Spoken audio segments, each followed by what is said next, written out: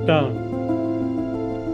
आज हमारे साथ हैं दिनेश चमोला जी, ऋषिकेश से, और हरिद्वार। मंच पर वो कुछ विचार विमर्श करेंगे हमारे साथ। देखते हैं कि कहाँ कहाँ उनकी नज़र जाती है और क्या क्या वो पड़ताल करने की कोशिश करते हैं। हम ईमानदारी के साथ उनका साथ देंगे। स्वागत है दिनेश चमोला जी। आपके हाथ में माइक और सर, आप प्रारंभ करने के लिए स्वतंत्र हैं। धन्यवाद। आज इस मंच पर डॉक्टर संजीव कुमार जी, उनका व्यक्तित्व और जो चिंतन, बहुआयामी चिंतन उनका है, वो उससे हमारे आज के पाठक, दर्शक, श्रोता पूर्णतः विज्ञ हैं ही। तो हम बहुत कुछ इधर उधर की बातें न करते हुए सीधे रचना धर्मिता के उस पड़ाव पर आते हैं जहां एक व्यक्ति जो उद्योग से, इलेक्ट्रॉनिक्स से, दूसरे उपकरणों से, दूसरे क्षेत्रों से आकर हिंदी साहित्य में जिनका अवतरण होता है और एक ही साथ अनेक विधाओं को न केवल वो अपने में जीते हैं, बल्कि एक विस्फोटक उसकी तरह अवतरित होते हैं। लगातार इतनी रचनाएं एक साथ आना, ये सबके लिए, हम सबके लिए कौतूहल का विषय भी है। तो हम प्रारंभ करते हैं। तो डॉक्टर साहब, मैं सबसे पहले कि आपके लेखन की शुरुआत कैसे हुई? क्या ये बहुत पहले हो चुकी थी और चुपचाप इसको आप संग्रहित करते रहे और एकाएक आपने ये जो है पिटारा जो रचनात्मक दीपावली सबके समक्ष अभिव्यक्त की है, प्रकाशित की है, उद्भाषित की है, उस पर जरा अपने विचार प्रकट करें। धन्यवाद। रचना बात किस तरह से और कैसे हुई? धन्यवाद दिनेश जी। मैं पहले तो इस बात से बड़ा हर्षित हूँ कि आज आपके साथ वार्ता का विचार विमर्श का मौका मिला, तो इसके लिए बहुत बहुत धन्यवाद। मैं आपके प्रश्न के उत्तर में कितना कुछ कहूँ कम होगा, क्योंकि आपने बहुत विशद प्रश्न सामने रखा है कि पूरी साहित्यिक यात्रा को कवर करता है एक तरीके से। लेकिन फिर भी मैं संक्षेप में बताना चाहूँगा कि हमने लेखन का कार्य या लिखने की समझ थोड़ी सी 1972-73 में पैदा हो गई। प्रेरणा मिली थी माताश्री से, क्योंकि माताश्री को भी कुछ लिखने का शौक था। वो विदुषी थी, और हमारे मामाश्री जो हिंदी के लेक्चरर थे, तो वो भी कविता लिखते थे। अब ये भी उनकी रचनावली हमने प्रकाशित की है। तो ये दोनों हमारे लिए कह सकते हैं कि एक तरीके से एंसेस्ट्रल के स्रोत रहे। हाँ, प्रेरणा के स्रोत रहे। हमारी पहली कविता 1977 में छपी थी, जिसका शीर्षक था मैं प्रतीक्षा हूँ। यदि आपकी अनुमति हो तो मैं छोटा सा पाठ कर देता हूँ। बिल्कुल। उससे ये हो जाएगा कि 1977 में प्रारंभिक स्टेज में मैं अच्छा लिखता हूँ कि गति, मति और प्रवाह कैसा था उसका एक प्रतिबिंब जो है जी। तो शीर्षक है मैं प्रतीक्षा हूँ। प्राण तेरे प्राण की मैं एक इच्छा हूँ, प्राण तेरे प्राण की मैं एक इच्छा हूँ, द्वार पर तेरे खड़ी हूँ मैं प्रतीक्षा हूँ। द्वार पर तेरे खड़ी हूँ मैं प्रतीक्षा हूँ। शून्य है पथ स्नेह लथपथ देखती रथ में, शून्य है पथ स्नेह लथपथ देखती रथ में, प्राण तेरे प्राण का प्राण देखती रथ में। स्नेह के उपमान की नृत्य एक शिक्षा हूँ, द्वार पर तेरे खड़े हूँ मैं प्रतीक्षा हूँ। देखती हूँ मौन लोचन मौन सम्मोहन, देखती हूँ मौन लोचन मौन सम्मोहन, प्राण तेरे प्राण का दुख और आकुल मन। देखना पथ छोड़ दूं क्यों, वो अनिच्छा हूँ, द्वार पर तेरे खड़े हूँ मैं प्रतीक्षा हूँ। आखिरी बंदन। शक्ति जब तक, स्नेह तब तक, पल रहा प्रतिपल। शक्ति जब तक, स्नेह तब तक, पल रहा प्रतिपल। प्राण तेरे प्राण का मैं, क्रोध हूँ कोमल। रूप की मधुरागिनी हूँ, सबल बख्शा हूँ, द्वार पर तेरे खड़ी हूँ मैं प्रतीक्षा हूँ। तो ये हमारी प्रथम प्रकाशित रचना थी, जो हमने अपने साथ रख ली थी, क्योंकि पहला प्रश्न यही होता है कि कहाँ से शुरू हुए। और उसके बाद लिखना चालू हुआ, तो लिखते रहे। बीच में एक ऐसा मोड़ आया कि हमारे पिताश्री हमारे लेखन कार्य से बहुत परेशान हो गए, क्योंकि हम पढ़ाई लिखाई कम और लिखाई ज़्यादा करते थे। अच्छा अच्छा अच्छा। उन्होंने एक दिन मेरा सारा बक्सा उतारा, आंगन में रखा, मिट्टी का तेल डाला और उसमें और इस प्रकार जो है ना, हमारा जो प्रथम फेज था, फर्स्ट फेज जिसे कहते हैं, वो अंतिम गति को प्राप्त हुआ।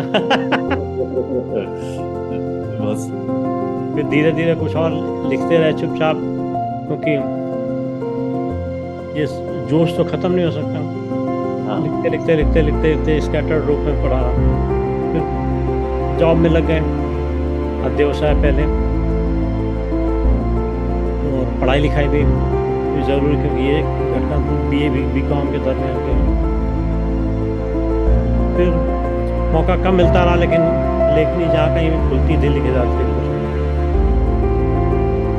कुमार साहब, ऐसा नहीं लगता कि कई बार, बहुत बार हम चाहे नहीं लिखते, लेकिन हमारा मन, हमारा मस्तिष्क, हमारा हृदय अंदर ही अंदर कुछ मथता रहता है, कुछ लिखता रहता है, कुछ सोचता रहता है। बिल्कुल सही कहता है। कभी व्यक्त होते हुए भी बहुत कुछ अव्यक्त जो है रह जाता होता रहता है। तो हुआ ये कि जब अध्यवसाय में उच्च स्तर पर आने लगे, तो आने जाने की समस्या बढ़ गई और बहुत यात्राएं होने लगी।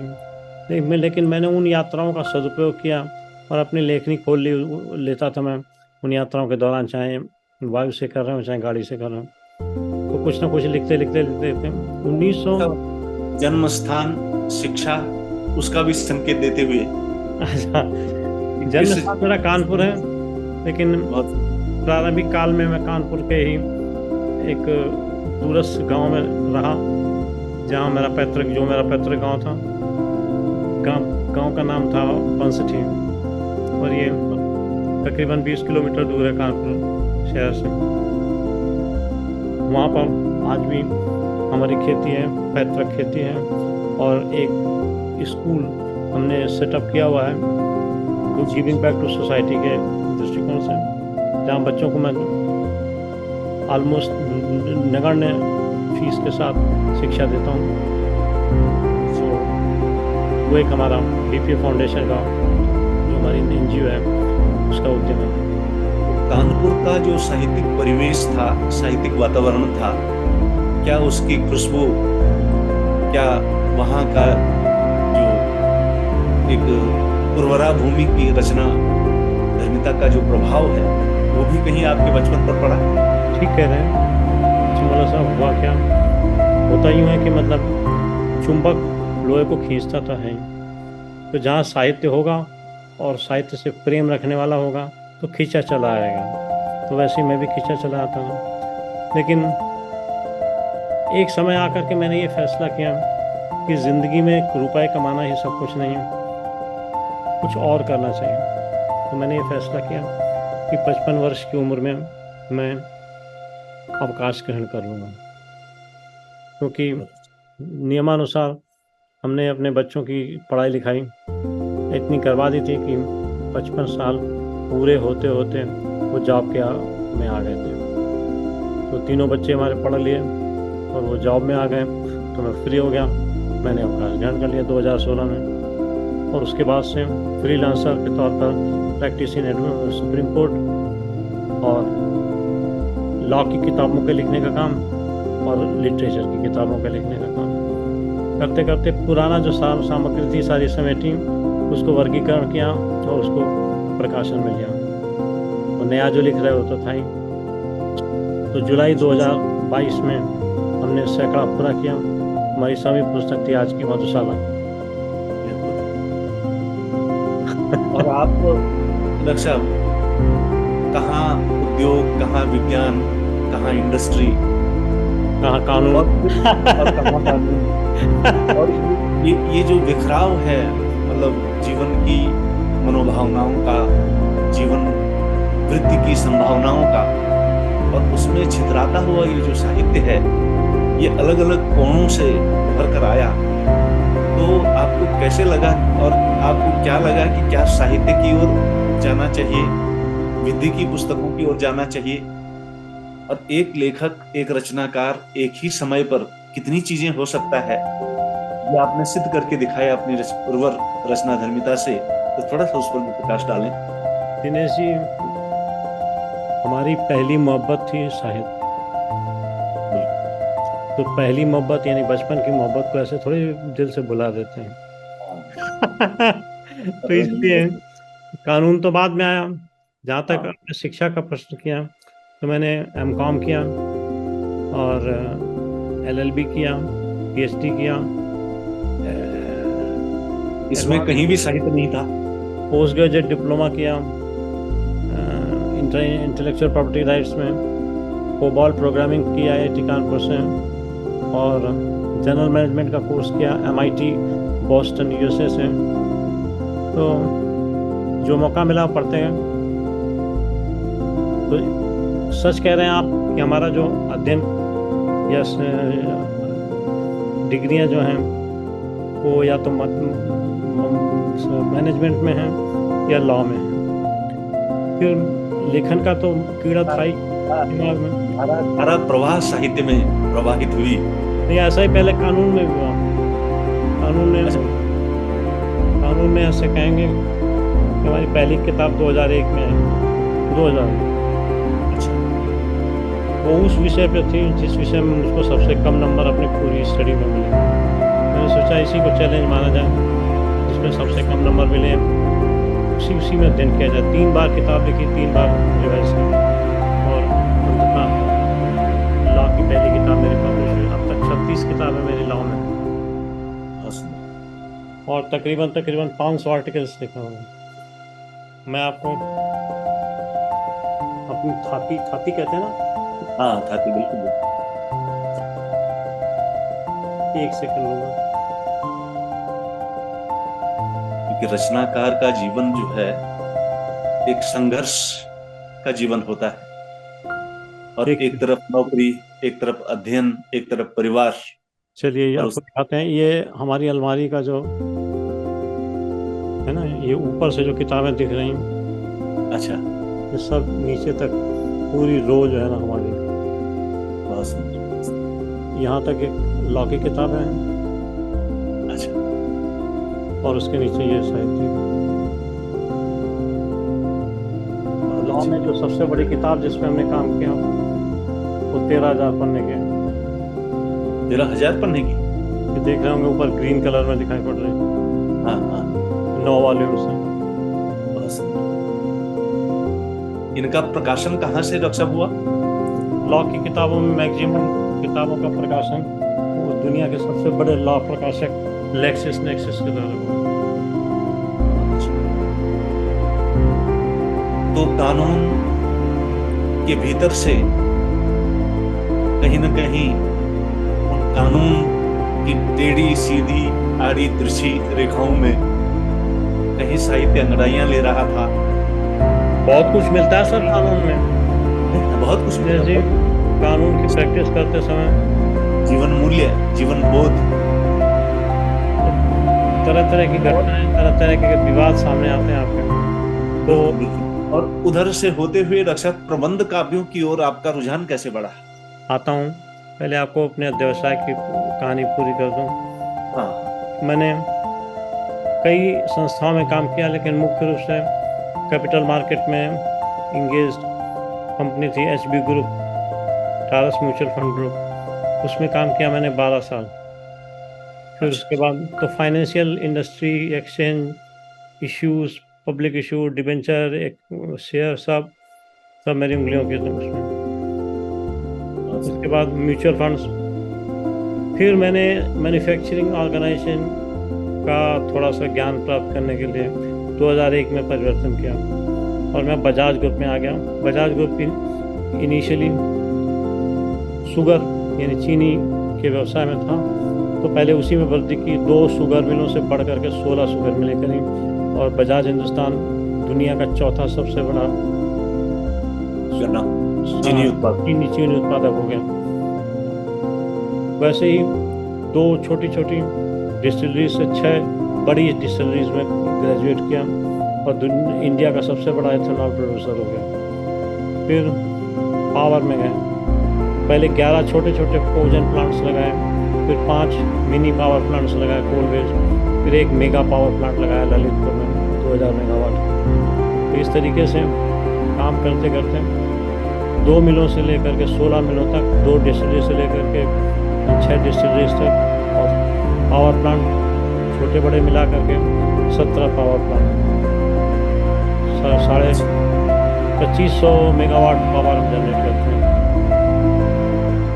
इन सारी सुविधाओं को या सारे फंक्शनैलिटीज़ को सेटअप करने में मेरा ज़बरदस्त रोल रहा और मैं चेयरमैन के बाद एक तरीके से नंबर 2 पर था इतने बड़े ग्रुप में।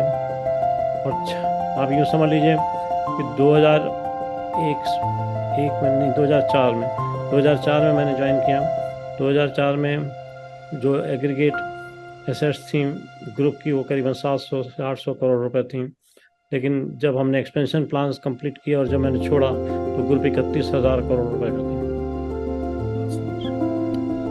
तो इसका तात्पर्य ये हुआ कि चाहे कर्म के क्षेत्र में, चाहे लेखन के क्षेत्र में जो आपकी ये ऊर्ध्वमुखी यात्रा रही, उसने वहां आपके व्यक्तित्व का, आपके चिंतन का, आपकी कर्म और कर्तव्य निष्ठा का पूरा परिचय दिया है। और लग रहा है कि जिस जो सुखरोश के साथ आप अपने जीवन में सफल हुए थे, उसी तरह से साहित्य और इन विधाओं में आपने जो प्रवेश किया, और प्रवेश ही नहीं बल्कि आज आप कह रहे हैं कि 102 पुस्तकें आपकी आ गई हैं। 117 पुस्तकें आ गई, जो अपने आप में एक बहुत बड़ी बात है। और अभी लगातार जो है आप कई विधाओं पर एक साथ काम कर रहे हैं जी। तो डॉक्टर साहब, प्रबंध काव्यों की ओर आपका आकर्षण कैसे बढ़ा और क्यों? हमारे श्रोताओं के लिए देखिए, हमारे लिए सबसे महत्वपूर्ण उपलब्धि ये रही कि हमने शुरू में जयशंकर प्रसाद को पढ़ लिया। तो जब जयशंकर प्रसाद को पढ़ लिया तो निश्चित रूप से उन्हीं की धारा पे चलना था। हमारी पहली पुस्तक आई गुंजन। छुटपुट रचनाओं के लिखने का सिलसिला जारी रहा, वो अलग संकलनों में नहीं, लेकिन पहली मेरी प्रबंध कविता कह सकते हैं या खंड काव्य कह सकते हैं, वो आई गुंजन। गुंजन ऐसी कहानी है जो तरुणाई के समय में जैसे महसूस होता है या जो भावनाएं आती हैं उनको संग्रहित करता है।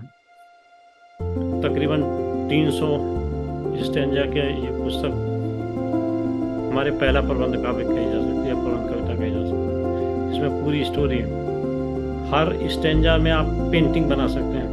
हर स्टैंजा अपने आप में इंडिपेंडेंट है, दूसरे से जुड़ा मिल गया। ये प्रसाद की आंसू के साथ कंपेयर की गई एक शोक प्रबंध लिखा गया है, जिसमें है गुंजन का पर्यालोचन और गुंजन और आंसू का कंपैरिजन किया गया। बहुत अच्छा। और बल्कि आपके प्रबंध काव्यों के जो शीर्षक हैं, कहीं कहीं उनमें जो छायावादी स्वर है, चाहे नाम की दृष्टि से हो, चाहे चेतना की दृष्टि से हो या मूल्यबोध की दृष्टि से हो, दिखाई देता है।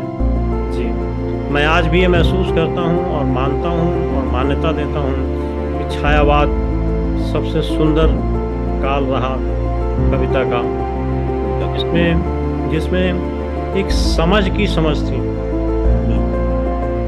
समझ की समझ ये थी कि जिसमें लोगों की करुणा, उनके दुख, उनकी अनुभूतियों को लेकर के उनको प्रकट करने की, अभिव्यक्त करने की कोशिश की गई, जिससे व्यक्ति अपने आप को संभाल सके।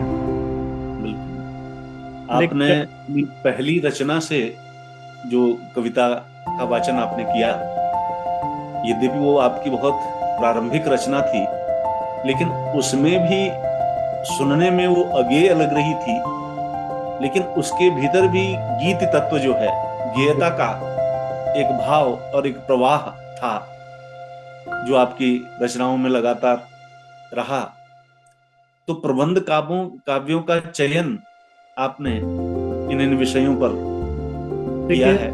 देखिए, आत्मकथात्मक जो प्रबंध काव्य हो तो अपनी जगह पर है, लेकिन हमने ये देखा कि माँ बाप, अभी 2 मिनट आपको इसके बारे में बता दूं। जब मैं इंटरमीडिएट के दरमियान पहुंच गया तो मेरा पढ़ाई का विस्फोट हो गया, स्टडी एक्सप्लोजन से। मेरे पिताश्री लेक्चरर थे, तो मुझे लाइब्रेरी में प्रवेश में कोई दिक्कत नहीं होती थी, जो किताब चाहता था वो ले आता था। तो उस 1974-75 से लेकर के 78 के बीच में 4-5 सालों में मैंने चारों वेद पढ़ डाले, भले समझ पूरे नहीं आए। 12-13 महापुराण पढ़ डाले, 3-4 उपनिषद पढ़ डाले, पूरा जयशंकर प्रसाद को पढ़ डाला, महादेवी को पढ़ डाला, पंत को, उनकी लोकायतन तक पढ़ डाली, निराला को पढ़ डाला, नरेंद्र शर्मा को पढ़ डाला, और पता नहीं किसको किसको पढ़ डाला। समझ में आया ना आया। फिर उसके बाद क्या हुआ कि मेरे पिताश्री ने MA एंशिएंट इंडियन हिस्ट्री में किया। तो पाषाण युग से लेकर के अब तक की इतिहास की पुस्तकें उसमें अवेलेबल थी, मैंने वो भी पढ़ डाले। लेकिन इन सब चीज़ों को पढ़ने के दरमियान मुझे ये महसूस हुआ कि चाहे रामायण काल हो चाहे महाभारत, ये अपने अपने काल के अपने अपने उद्देश्यों के आधार पर लिखे गए, लेकिन कुछ कमियां हैं। कुछ कमियां ऐसी हैं कि बहुत सारे चरित्रों को उठाया ही नहीं गया, उनके बारे में बात ही नहीं की गई, जबकि उनके बड़े महत्वपूर्ण चरित्र थे। उदाहरण के तौर पर मैंने एक लेटेस्ट जो प्रकाशित किताब है वो है भानुमति। भानुमति इतनी महत्वपूर्ण चरित्र थी महाभारत काल का, लेकिन महाभारत के पूरे पढ़ जाने पर आपको एक बार भानुमति नहीं मिलेगा लिखा, एक बार भी भानुमति नहीं लिखा। भानुमति दुर्योधन की अर्धांगिनी थी। अब इसकी महत्व को कितना नकारा गया है, मुझे बड़ा खराब लगा। ऐसे ही जब चरित्रों को मैंने देखा कि उनके बारे में न्याय नहीं हुआ, या उनके बारे में कुछ और चीज़ कही जानी चाहिए, या उनके चारित्रिक विशेषताओं और या घटनाओं के आधार पर कुछ प्रश्न खड़े होते हैं तो उनको ढूंढा जाना चाहिए। इस प्रकार में पौराणिक कथाओं की तरफ पहले मैंने वासव दत्ता लिखी, फिर उर्वशी लिखी, फिर कोणार्क लिखा, फिर अश्मा लिखा, फिर तो इनको आपको लगता है कि जो आप प्रबंध काव्य में, क्योंकि प्रबंध काव्य की जो गेयता है, जो उसका मीटर है, जो उसकी मतलब आपको क्या ऐसा लगता है कि उसी में वो समा जाता है, या ऐसा लगता है कि लिखने के बाद भी कुछ ऐसा है, बहुत कुछ छूट गया? होता है, कई बार ऐसा होता है, और कई बार लगता है कि इस प्रश्न का उत्तर सही नहीं दिया गया, या ये प्रश्न सही ढंग से नहीं उठाया गया, उसको डिफरेंस आने पर उनकी करेक्शन करनी पड़ती है। कहानियों और उपन्यासों की ओर, क्योंकि उसमें आप इन पात्रों पर, उनके प्रति जो आपके मन में श्रद्धा है, उनके प्रति हुए जो ऐसी चीजें हैं कि जो वहां नहीं हो पाई हैं, तो मुझे लगता है कि उपन्यासों में, कहानियों में आप अधिक खुलकर इस पर विस्तारित प्रकाश डाल सकते थे। ऐसा नहीं तो लिख रहा हूँ, उपन्यासी तो लिख रहा हूँ। अगर मैं मेधावी के जीवन चरित्र पर पूरी 300 पन्ने की एक महाकाव्य लिखता हूँ, तो महाकाव्य है क्या? वो काव्य कथा ही तो है। काव्य कथा ही तो कथा तो है ही ना वहाँ पर। हाँ, सिर्फ भाषा शैली का परिवर्तन है। अब सवाल आता है कि साधारण उपन्यास लिखेंगे तो उस उपन्यास में उतना अट्रैक्शन नहीं होता, जितना सम्मोहन नहीं होता जितना कविता में। कविता में आप रस, विभिन्न रसों को धीरे धीरे जगह पर ऐड कर सकते हैं, बोल सकते हैं। आइए मैं छोटी सी 1-2 कविताएं आपको सुनाता हूँ, जिनसे हमारे छायावाद का पता चलेगा। पहली कविता रजनी से। धीरे धीरे आ निरब्र नभ से सहचरी रजनी। भाषा पर ध्यान देने। बिखर गई तेरे आंचल से तारक ही इतनी मतवाली मदमाती, इतनी पागल तू, आंचल को न संभाल सकी मुक्ता चंचल। ऊपर जीना घूंघट तमका चंदा आलतों में, मंतर मंतर गत से जब दिया पलती। सारी याम बीत जाएगी चुन चुन तारक फूल, कहाँ चली थी किससे मिलने तू जाएगी। विकल आंसुओं की करती फिर मोती सी बरसा, विस्मित शून्य गगन में भटकेगी तू सारी। निद्रा में डूबा है सब देखो सारा संसार, ज्योत्सना की छाया में तेरा ये कैसा विसार। बहुत अच्छा। तो ये कब की रचना है डॉक्टर साहब? ये 90-95 के आसपास के दूसरी एक बिंब दिखाता हूँ। संध्या ताम्र दीप्ति श्यामल छवि सुंदर, शब्दों पर ध्यान दीजिए। ताम्र दीप्ति श्यामल छवि सुंदर, उतर क्षितिज से आती भू पर, श्यामा अरुण तन कांति अचंचल, तापस पारिधान सित वल्कल। सौम्य तापसी बाला मुग्धा, शुभकर सुषमा जीवन सुखदा, श्रांत जगत में भरती मधुरिम, स्नेह सुता सुखकर पावंतम, अलस जगत मुस्काता पल पल, देख दिवस अवसान सुकोमल। विहग स्वरों से नव मृदु गुंजित, स्वर्ण रश्मियां शांत तिरोहित, ग्राम धेनुओं के चंचल दल, हंसते नयन मूंद सुनोत्पल। निखिल विश्व बन नीर चहकता, सिमटा और में मंगल घटसा, तारक में वेणी झिलमिल कर, पहला दमका कर तुतभासु। चंचल सरी लहरों में बिंबित, अदृश्य तुम्हारा रूप अपरिमित, निशा सहज लेती उर्मे भर, तेरी सुषमा के शत में। तो ये छायावाद का ही। हाँ, इन रचनाओं में कहीं सुमित्रा नंदन पंत की प्रकृति के प्रति जो सुकुमार्यता का भाव है वो सौंदर्य चित्रण सब हो गया। लेकिन उषा जी को छोड़ जाए उसे मिल लेते हैं तो मैं।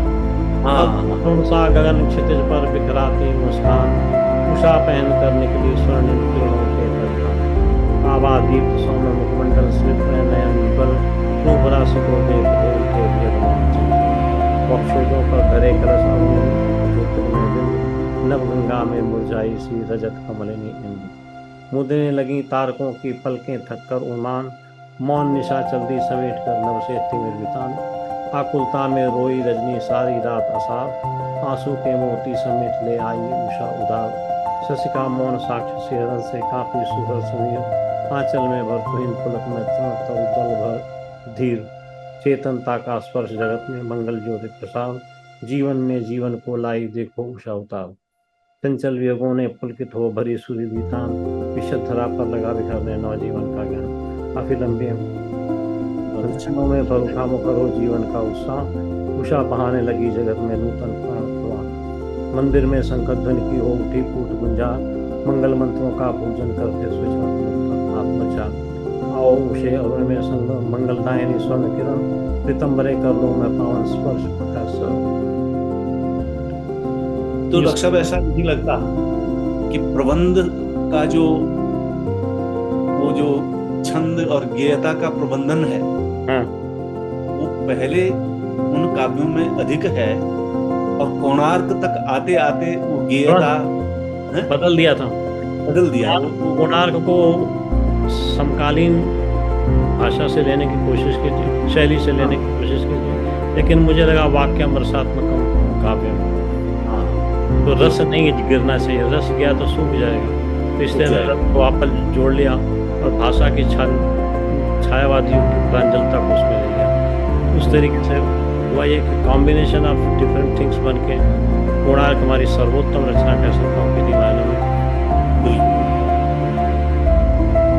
तो छायावाद में अब तक हमने 16 कुल प्रबंध काव्य लिखे, इसमें यक्ष कथा भी शामिल है और 2 प्रबंध काव्य भी प्रकाशन में है। एक है लंकेश्वर और एक है अग्नि परीक्षा, सीता की अग्नि परीक्षा। बहुत अच्छा। तो ये अगले महीने तक आ जाने चाहिए। तो इस और अभी ऐसे कौन पात्र हैं? क्योंकि कमलेश्वर जी का कभी हमने साक्षात्कार लिया था। जी सर। तो उन्होंने कहा था कि अभी किसी प्रसंग में जी अभी मेरे भीतर जो है पाकिस्तान सुलग रहा है। अरे बाबा हैं? इसका मतलब ये था कि उनका जो कितना पाकिस्तान है वो पुस्तक उसकी रचना चल रही थी तो लग रहा है कि माने अभी इस प्रबंध काव्यों की श्रृंखला या खंड काव्यों की श्रृंखला के लिए कुछ बीज तत्व जो हैं अभी आपके मस्तिष्क में हैं। अभी तो बहुत किन किन पात्रों पर, किन किन चरित्रों पर? देखिए, मेरी अगली पुस्तक है प्रथा की कथा। अच्छा। कुंती हाँ। कुंती का चरित्र मैंने चुना है। फिर एक चरित्र जो मैंने चुना है वो हिडिंबा का है। हिडिंबा के बेटे न होते तो कई जगहों पर पांडवों को कठिन परिस्थिति देखने को मिलती। तो दूसरा चयन किया हिडिंबा, और तीसरा चयन किया उत्तरा, जिसके उत्तर या प्रश्न कहीं मिलते ही नहीं महाभारत। जबकि सबसे बड़ा, सबसे कठिन जो समय रहा है वो उत्तरा का रहा है, अभिमन्यु के मारे जाने की बात देख लीजिए, या ब्रह्मास्त्र की बात देख लीजिए, या गर्भ में पल रहे बच्चे के बारे में देख लीजिए, या अंतिम तौर पर उसका जल, क्या बोलना चाहिए, जल संक्रांत का वो पूरा स्वर जो है, जल समाधि। तो एक ही चरित्र मैंने जोड़ा। काम करते हैं, कुंती पर कार्य प्रारंभ हो गया है, आगे धीरे धीरे लिखेंगे। नहीं, बहुत अच्छा। हमारा तो यही है कि कहाँ दिल जले को सुकून चाहिए, जुनू के लिए बस जुनू चाहिए। बहुत बहुत। और निश्चित रूप से ये एक रचना के प्रति, रचना धर्मिता के प्रति, क्योंकि ये साधना है और साधना बहुआयामी है। तो आप कविता को किस रूप में देखते हैं? कविता आपके लिए क्या है? कविता किसी भी व्यक्ति के जीवन में होनी जरूर चाहिए। अगर कविता से दूर है बंदा तो किसी भी दशा में वो रसमयी बंदा नहीं हो सकता, एक्सेप्शंस अपार्ट। तो कविता तो सबसे पुरानी विधा है। कविता से भाषा की शुरुआत हुई है। आप पुराने संस्कृत में देख लीजिए, कहीं आपको गद्य मिलता है? गद्य भी पद्य की रफ्तार के रूप में लिखा जाता है, कहानियाँ भी, उपन्यास भी लिखे जाते हैं। तो अभिज्ञान शाकुंतलम और मृच्छकटिकम जैसे लिखे जाते हैं, या रघुवंश की तरह लिखे जाते हैं। तो हमारा कहने का सेंस है कि कविता तो एक एसेंशियल फीचर है। कविता ही ऐसी है जिसने स्वतंत्रता संग्राम को जबरदस्त, कहना चाहिए, लय दी, नेतृत्व दिया, लय दी ऊर्ध्वमुखी, और जीते। आज भी देखिए आप, कपाल कौन सी थी, विक्रम की थी ना, कपाल कुंडला, जिसमें अपना गीत मिलता है, वंदे मातरम वंदे मातरम वंदे मातरम वंदे मातरम। तार जस आत्मा के तार झंझना देती कविता। तो स्वतंत्रता संग्राम की जो प्रेरक तत्व रहा है वो कविता ही रही। कवि प्रदीप जैसे लोग कितनी अच्छी चीज लेके दे दी हमें, आजादी बिना खड्ग बिना ढाल, साबरमती के संत तूने कर दिया गुमान। और तो अपनी इन शताधिक पुस्तकों में रक्षा, आप किन पुस्तकों को या किन विधाओं को मानते हैं कि ये ज्यादा, जिससे आप को अपनी रचना के प्रति संतोष का भाव होता है कि ये बहुत अच्छी लिखी गई है? कविता में कौन सी पुस्तकें हैं? कोणार्क आपने कहा, उसके अलावा? कोणार्क मेरी पसंद है, भानुमति मेरी पसंद है, माधवी मेरी पसंद है, उर्वशी मेरी पसंद। उर्वशी पर भी एक तुलनात्मक अध्ययन किया गया है, मेरी और दिनकर की उर्वशी पर, लेकिन दोनों अलग अलग कहानियां हैं। तो उस पर काफ़ी अच्छा शोध किया है एक महिला है, निशा तिवारी। तो यूँ कह सकता हूँ कि हमने अलग धारा पकड़ी, अलग चरित्र पकड़े और उनकी बात करी, तो अच्छा लगा मुझे। कहीं ना कहीं तो हम कुछ योगदान कर रहे हैं। और किताब हमारी आई थोड़े दिन पहले, अभी उसके ऊपर चर्चा नहीं हुई, जब जल्दी पुस्तक चर्चा करूँगा। अश्मा माता अहिल्या की कहानी, और मैंने उसमें ये प्रश्न उठाए हैं कि अहिल्या क्यों दोषी थी, इंद्र क्यों दोषी था। हमारी नज़र में तो दोनों ही दोषी नहीं थे, दोनों प्रेम कर रहे थे। हमारी नज़र में दोषी थे कि ऋषि गौतम, जिन्होंने 18 साल 16 साल जिस बच्ची को पाला उसी से शादी की बात सोच ली। इससे निकृष्टतम क्या हो सकता है? तो ऐसा ही मैंने उसमें भी किया। अच्छी 200 पेज की मैंने लिखी किताब माधवी, महाराजा ययाति की पुत्री। उस पर 300 पेज का मैंने महाकाव्य लिखा और उसके सारे पक्ष उजागर किए हैं। और ये तो कहानियाँ बहुत सी हैं, लेकिन देखते हैं कि भगवान कितनी उम्र देते हाँ, हैं। बिल्कुल कितना समय और परिस्थितियों की जो अनुकूलता है। जी। और एक रक्षक ये रहा कि आप अपनी जीवन वृत्ति में भी आपने चरम को स्पर्श किया। जी, कि मुझे बड़ा बढ़ाव है, इस पर भी आप लगातार चल रहे हैं।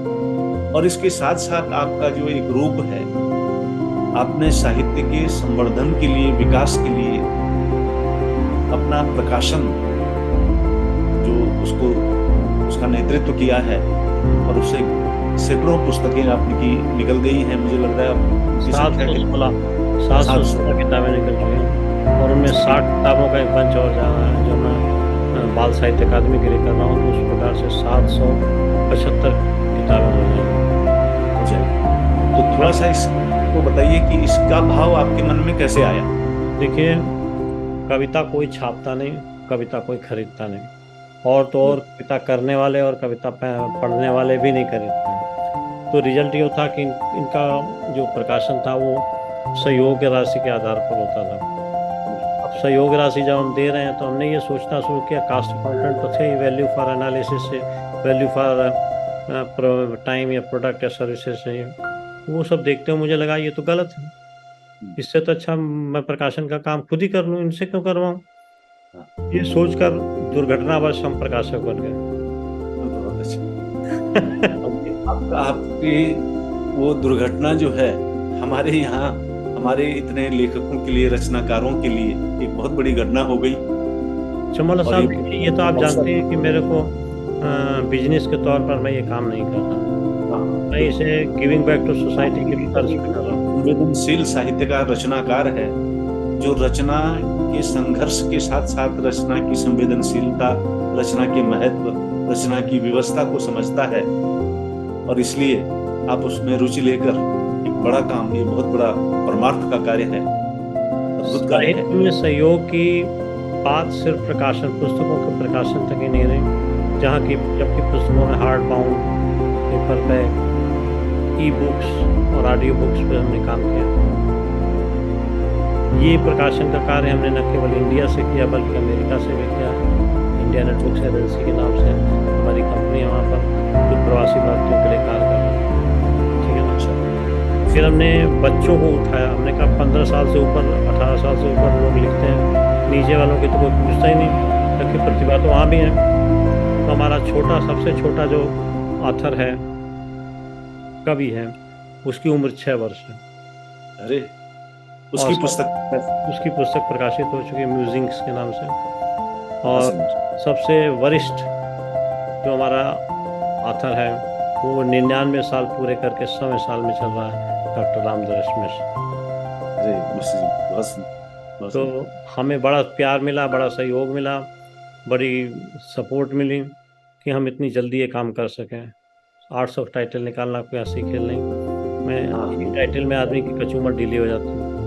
बिल्कुल। तो इस तरीके से हमने काम किया। फिर हमने और भी कई काम किए, जैसे वर्कशॉप्स लिटरेचर पे चलाए। और अभी मैंने कहीं पढ़ा था कि साहित्य के संवर्धन के लिए आपने साहित्यकारों के प्रोत्साहन के लिए जो पुरस्कार योजनाएं अभी चर्चा में थी, लगातार इस प्रकार के कार्य भी आप करते रहे हैं। आयामी कार्य है, नहीं वो भी आवश्यक है। और वहाँ पर मैंने साहित्यकारों के स्तर को उठाने के लिए कुछ प्रयास किए हैं।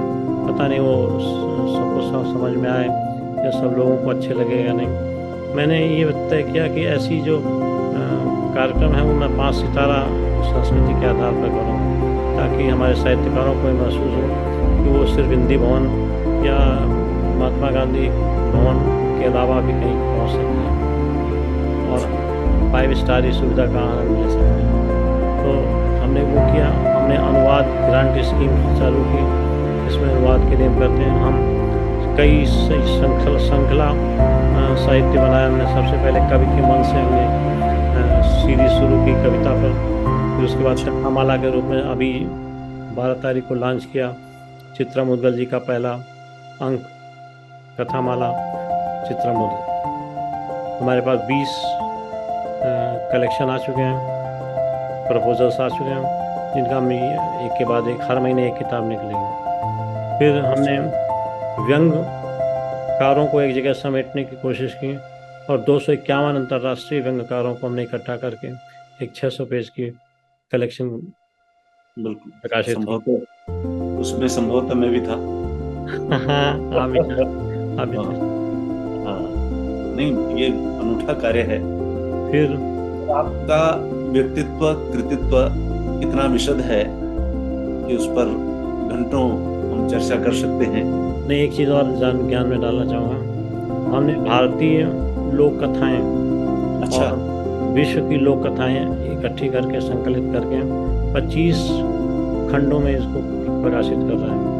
अभी तक कुल 13 खंड प्रकाशित हो चुके हैं, थोड़े थोड़े खंड आ रहे हैं धीरे धीरे। इसके अलावा जो महत्वपूर्ण लेखक रहे हैं, कहानीकार रहे हैं, उनकी कहानियों को हमने एक जगह पर इकट्ठा करके कई खंडों में पब्लिश किया। जैसे खलील जिब्रान की कहानियाँ 2 खंडों में, सादत मंटो की कहानियाँ 6 खंडों में, प्रेमचंद की कहानियाँ 6 खंडों में।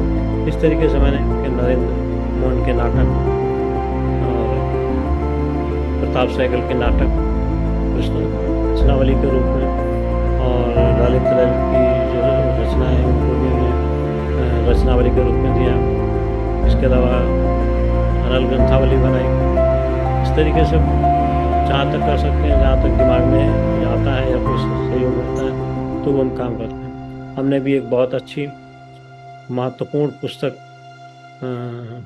संपादित की है, प्रकाशित की है, हिंदी साहित्य में फिल्मी गीतों का योगदान। अच्छा, बहुत अच्छा। तो मेरे को मन में आता था कि कहाँ तक ये सही है कि फिल्मी गीतों को साहित्य से बाहर रखा जाए। अगर फिल्मी गीतों में अश्लीलता और फूहड़ता की बात कही जाती है तो हमारे यहाँ मुन्नी बदनाम हुई जैसे बहुत सारे गीत हैं जो आप फूहड़ता और अश्लीलता को टच करते हैं। तो जब हमारे साहित्य में नहीं है तो फिल्मी गीतों में हम उस बैन को या उस बंधन को क्यों लगाएं। अच्छी पुस्तक आई, बड़ी सराहना मिल रही लेटर से। बहुत सुंदर। तो प्रश्नों का तो कोई अंत नहीं है, करना उत्तर और जिज्ञासाओं और आपके जो सुदृढ़ संकल्प हैं, अवधारणाएं हैं साहित्य के प्रति, ये निश्चित रूप से सबको प्रेरित करने वाले हैं। तो मुझे विश्वास है कि हमारे श्रोताओं को, हमारे दर्शकों को निश्चित रूप से कुछ नई बातें जो डॉक्टर कुमार जी ने अपने उस अनुभव की क्यारी से निकाले हैं, जो कहीं ना कहीं रचनाधर्मिता के उन पड़ावों में रह जाती है, लेकिन यहाँ कुछ चीजें आती हैं। किस प्रकार रचना का जो संघर्ष है और संघर्ष के बाद रचना का जो पल्लवन, पुष्पन और संवर्धन है, उसके बाद समाज के सामने आना, ये अपने आप में। तो एक अंतिम प्रश्न कुमार साहब मैं करना चाहूंगा, आपकी भावी योजनाएं क्या है? देखिए, हमारी भावी योजनाओं में कुछ लिस्टेड थी। जैसे मैं कनौजिया भाषा को एक साहित्यिक भाषा के रूप में इस्टेब्लिश करने का प्रयास करना चाहूँगा। जगदीश व्योम जी के साथ मिल करके हम काम कर रहे हैं। अभी हमने कनौजिया कथा संग्रह, कनौजिया कहानियों का कथा संग्रह प्रकाशित किया है जो व्योम जी ने लिखा है। इसके अलावा व्योम जी ने कनौजिया वो शब्दकोश भी बनाया। बहुत बड़ा काम है, 10 वर्षों की मेहनत लगती है। तो एक तो हमारा उद्देश्य है कनौजिया भाषा को हम लाइमलाइट में लाएं। दूसरा, हम चाहते हैं भारत की जो प्राचीन काल की थाती है, जो लोक कथाएं हैं, लोकगीत हैं, लोक संगीत हैं, उनको इकट्ठा करके एक जगह पर हम रखें, ताकि लोग उसमें से छांट करके जो कुछ वो जानना चाहते हैं, पढ़ना चाहते हैं, वो करें। हमें बड़े आश्चर्य के साथ आज एक हमको सूचना प्राप्त हुई कि मेरी संकलित और संपादित किताब फ्रैंकफर्ट अच्छा, एयरपोर्ट पर मेरे बेटे के सामने बैठे हुए एक सहयात्री के हाथ में थी। मुझे बहुत अच्छा लगा। उसने तुरंत वहीं से इंट्रोड्यूस किया, परिचय दिया। बोले हम तो आपकी कहानियाँ बड़े प्रेम से पढ़ते हैं। हमने कहा हम कहाँ लिखते हैं, हम तो इकट्ठी करके खाली दे देते हैं ताकि एक जगह आप लोगों को मिल सके। तो ये चीज़ हमने एक नया प्रयोग किया था, एयरपोर्ट पर हिंदी की पुस्तकों को डिस्प्ले में लाने के लिए, और वो प्रयोग सफल रहा। आज दिल्ली, कोलकाता, हैदराबाद और बेंगलोर एयरपोर्ट पर हमारी किताबें, हिंदी की किताबें आपको मिल जाएंगी WHS में। तो एक ये हमने किया। दूसरा, हम वर्ल्ड वाइड जो हमारे रचनाकार हैं उनको सहयोग देने की कोशिश करना चाहते थे, इसलिए हमने अमेरिका की कंपनी का सेटलमेंट किया, और अब धीरे धीरे हम तकरीबन हर कंट्री में अपने ऑथर्स के साथ उपस्थिति दर्ज करा रहे हैं, चाहे वो ऑस्ट्रेलिया हो, चाहे वो सिंगापुर हो, चाहे वो टर्की हो, चाहे तंजानिया हो, चाहे UK हो, चाहे USA हो, चाहे कनाडा हो। इन सब कंट्रीज में हमारे ऑथर्स हैं। तो ये इसके अलावा स्फुट रचनाओं के लिए जो एक कहानी लिखी है, तो उसके लिए हमने अनुस्वार पत्रिका का संपादन किया, उसको लॉन्च किया, और उसे हम एक अलग ही लेवल पे चलाने की कोशिश कर रहे हैं। आशा आपको मिलती होगी और पसंद। तो इस तरीके के कार हैं। एक और चीज़ आखिर में कहना चाहूँगा कि हमने लिखा तो इतना है, लेकिन उसका मूल्यांकन भी होना आवश्यक है।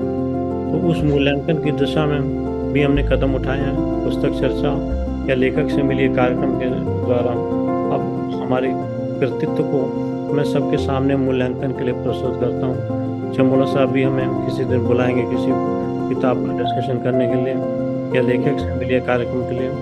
तो ये हमारे मोटे तौर पर योजना है। तो धन्यवाद कुमार साहब, और निश्चित रूप से हमारे जो दर्शक हैं उनको प्रेरणा मिली होगी कि साहित्य केवल अनुकूलताओं के उससे नहीं उसका प्राकट्य होता, बल्कि अगर भीतर से जो जिजीविषा है, जो संकल्प है, जो दृढ़ता है, जो जीवन को कुछ अलग देने का, कुछ नया देने का, कुछ अपनी ओर से कुछ देने का जो संकल्प होता है, यदि वो हो तो हम अपने अपने क्षेत्रों में निश्चित रूप से कुछ अद्भुत, कुछ संग्रहणीय, स्मरणीय और अभिनंदनीय कार्य कर सकते हैं। तो मैं कुमार साहब को इस बृहद रचना यात्रा के लिए हार्दिक साधुवाद देता हूं, और उम्मीद करता हूं कि आप अपनी रचना निर्मिता की इस यात्रा को अनवरत जरूर की ओर ले जाते रहेंगे, और साहित्य संवर्धन के लिए जो आपके मन में योजनाएं हैं, जो आप निरंतर प्रयास कर रहे हैं, वो इसी प्रकार आगे चलते रहें। आपका चलते चलते एक छोटा सा गीत सुना देना चाहूँगा। ये हमारा सिग्नेचर सॉन्ग है जो बहुत पसंद करते हैं सब लोग, हर जगह यही कहते हैं, पहले वो प्यार वाला सुनाएंगे। तो मैं दो स्टैंजा 3 स्टैंजा सुनाना चाहता हूँ। प्यार कर मर जाएगा, प्यार कर मर जाएगा, फिर क्या यहाँ रह जाएगा, क्या यहाँ रह जाएगा, प्यासी धरती और शिव सबका आसमां रह जाएगा, प्यार कर मर जाएगा। गुल पानी की लहरों बिना सूखी नदी बस नाम की, पानी की लहरों बिना रूह जब प्यासी रहेगी, रूह जब प्यासी रहेगी, जिंदगी किस काम की, जिंदगी किस काम की। तो ऐसी नीरस जिंदगी को कौन फिर जी पाएगा, प्यार अगर मर जाएगा, काफ़ी लंबी है, लेकिन हमने सोचा स्टेंजा आपको ज़रूर प्रस्तुत कर दूँ। तो धन्यवाद कुमार साहब। बहुत बहुत धन्यवाद और आपको, आभार आपका इसी कि आपने हमारे लिए समय निकाला। जल्दी ही कुछ और आपकी रचनाओं के जो उपहार हैं हमारे पाठकों को, हमारे श्रोताओं को, दर्शकों को मिलेंगे इस जी उम्मीद के साथ। जी आपका बहुत बहुत धन्यवाद और आभार, और ये हमारी शुभकामनाएं कि आप अनवरत अपने उस अभीष्ट की ओर अग्रसर रहें जो न केवल अपने लिए बल्कि हिंदी के पल्लवन, संवर्धन और विकास के लिए बहुआयामी सिद्ध हो। बहुत बहुत धन्यवाद। नमस्कार। नमस्कार, बहुत बहुत धन्यवाद, बहुत बहुत आभार, और ऐसे ही मिलते रहिए, हमें हमसे साक्षात्कार करते रहिए, हमारा भी ज्ञान बढ़ेगा और सबका ज्ञान बढ़ेगा।